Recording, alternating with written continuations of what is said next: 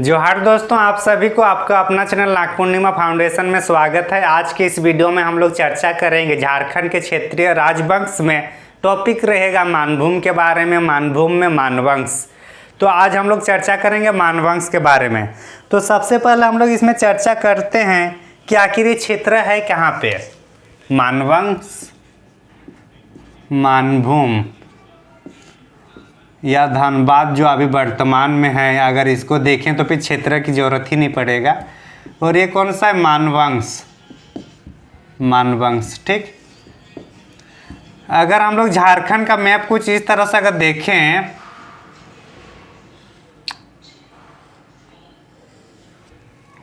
ये थोड़ा ज़्यादा हो गया, कोई बात नहीं। इसको इस टाइप से अगर देखें तो ये वाला जो क्षेत्र है, ये कौन सा क्षेत्र है? मानवंश का क्षेत्र है, मानभूम। मतलब वर्तमान धनबाद वाला क्षेत्र कौन सा है? मानवंश। अगर इसको अगर इस टाइप से देखें तो मतलब ये ईस्ट साइड में आ जाएगा। आएगा कि नहीं आएगा? आ जाएगा ना। हम लोग इस क्षेत्र को भी देख लिए, हल्का इस साइड है। तो हम लोग देख लेते हैं अभी मानभूम का जो है, इसका सोर्स, कि हम लोग को मानभूम के बारे में जानकारी कहाँ मिलती है, उसको हम लोग सबसे पहले देखते हैं इसका स्रोत, की जानकारी का स्रोत हम लोग को कहाँ मिलता है। तो सबसे पहले दूध पानी, जो हजारीबाग में एक क्षेत्र है दूध पानी, और वहाँ पे दूध पानी में शिलालेख है।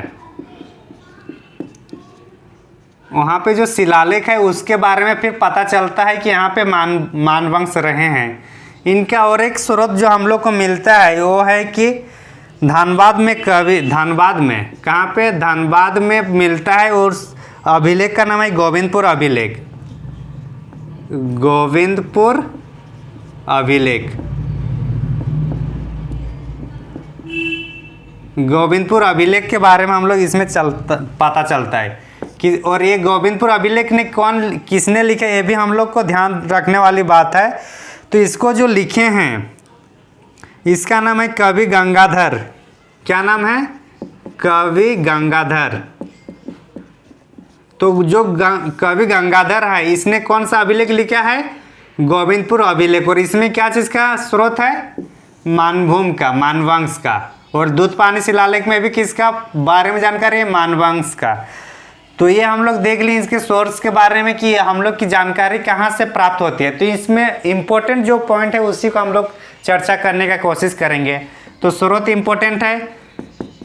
दूसरा पॉइंट है कि ये जो मानवंश है ना, ये लोग बहुत मतलब शैतानी करते थे। किसको? सबर जनजाति की जो महिलाएं हैं वो लोग को पूरा ये लोग अत्याचार करते थे, शोषण करते थे। जाहिर सी बात है, अगर किसी घर में या किसी पड़ोसी में अगर कोई महिलाओं को, वहाँ के माँ बेटी को अगर कोई शोषण करेगा, कोई प्रताड़ित करेंगे, तो जाहिर सी है वो परिवार वहाँ नहीं ज़्यादा दिन तक रहेंगे, वो लोग भाग जाएंगे कहीं और, क्योंकि सबको अपना इज्जत प्यारा रहता है। तो इस क्रम में जो सबर जनजाति थे, सबर जनजाति लोग को प्रताड़ित करते थे। कौन करते थे? मानवंश के लोगों ने। तो ये लोग फिर यहाँ मानवंश को ये लोग छोड़कर ये लोग कहाँ चले गए? फिर पंचेत वंश में गए। कहाँ पे? पंचेत वंश, पंचेत राज में गए। पंचेत राज में कौन लोग गए हैं? सबर जनजाति के लोग। क्यों गए? क्योंकि मानवंश के जो लोग थे यहाँ पे, मानवंश के लोगों इस पर प्रताड़ित करते थे। वो प्रताड़ित करेंगे तो जाहिर सी बात है वो लोग दूसरे क्षेत्र में जाएंगे जहाँ सेफ्टी रहेंगे, जहाँ पे सेफ रहेंगे, जहाँ पे सुरक्षा महसूस करेंगे अपने आप को, अपने परिवार के बारे में। तो ये सब हम लोग को देखना था। मानभूम में ही, मानवंश में ही एक टाइम मतलब यहाँ पे एक आंदोलन चल गया था, और उस आंदोलन का नाम था भूमिज स्वराज आंदोलन। 10वीं सदी में इन्हीं लोग के राज्यों में भूमिज स्वराज आंदोलन हुआ था। कौन सा? भूमिज स्वराज आंदोलन। तो भूमि स्वराज आंदोलन कौन से वंश में हुआ था? मानवंश में। कब? 10वीं सदी में। तो इतना जो इम्पोर्टेंट है, इसको एक बार स्क्रीनशॉट लेना है तो ले लीजिए। मानभूम से संबंधित है, ये मानवंश से संबंधित है। आगे हम लोग इसको स्क्रीनशॉट ले लीजिए, फिर हम लोग चर्चा करेंगे। जो पंचेत राज यहाँ हम लोग जो देखे, सबर जनजाति लोग यहाँ पहुँचे, तो इसके बारे में भी थोड़ा हम लोग अब चर्चा कर लेते हैं, पंचायत राज के बारे में। ये भी हम लोग का धनबाद का ही है। तो धनबाद में जो पंचायत राज है उसके बारे में अभी हम लोग चर्चा करेंगे।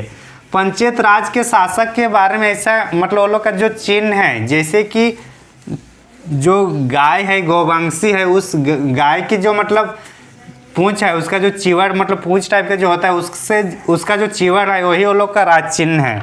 तो हम लोग क्या चर्चा करेंगे अभी, धनबाद का पंचायत वंश। धनबाद का पंचायत वंश मानभूम में उतना ही था, उतना ही समझना था हम लोग को। अब जब चर्चा करेंगे पंचायत वंश और इसका जो राजा का राज चिन्ह जो था, राज चिन्ह क्या था ये इंपॉर्टेंट है यहाँ पे। कपिला गाय का पूंछ, किसका, कपिला गाय का पूंछ। कपिला गाय का पूंछ क्या है, राज चिन्ह किसका, पंचायत वंश का। इतना समझ में आ गया हम लोग को। जिसको अगर और इसको क्या कहा जाता है, इसको चंवर, चंवर भी कहा जाता है। किसको, पंचायत वंश में। एक्चुअली इसका जो गौवंशी लोग का जो होता है गौमुखी, एक्चुअली जो राजा है, राजा को गौमुखी कहा जाता है। क्या कहा जाता है, गौमुखी राजा।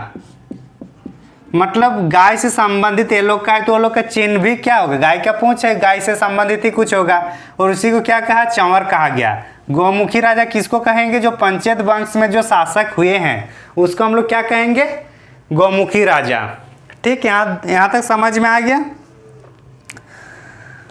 आगे अगर हम लोग इसमें कुछ देखें तो मध्यकाल में एक राजा होता है पंचायत राजा। यहाँ से मध्यकाल में, कब, मध्यकाल में एक राजा बनता है और उस राजा का नाम है वीर नारायण सिंह।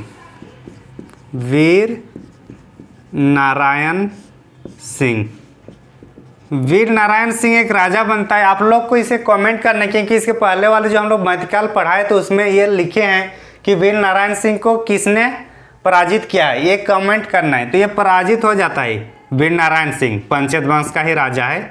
तो ये हम लोग यहाँ समझना है कि वीर नारायण सिंह कौन से वंश से संबंधित है, पंचायत वंश से संबंधित है।